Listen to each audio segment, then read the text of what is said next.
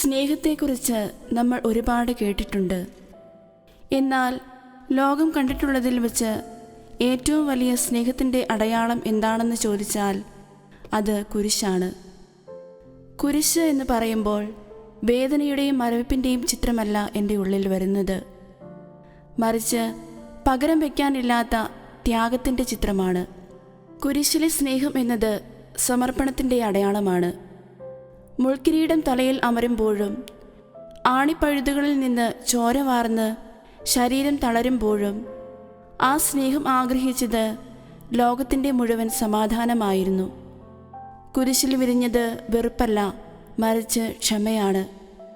തന്നെ പരിഹസിച്ചവരെയും വേദനിപ്പിച്ചവരെയും നോക്കി ഇവരോട് ക്ഷമിക്കണമേ എന്ന് പറയാൻ ആ കുരിശിലെ സ്നേഹത്തിന് മാത്രമേ സാധിക്കൂ. നാം സ്നേഹം അറിയിക്കാത്ത നേരത്തും നമ്മെ ചേർത്ത് പിടിക്കുന്ന അദൃശ്യമായ ഒരു കരമാണ് കുരിശ്. നമ്മുടെ കുറവുകളെയും പാപങ്ങളെയും ആ സ്നേഹം ആഴക്കടലിലേക്ക് എറിഞ്ഞുകളഞ്ഞു.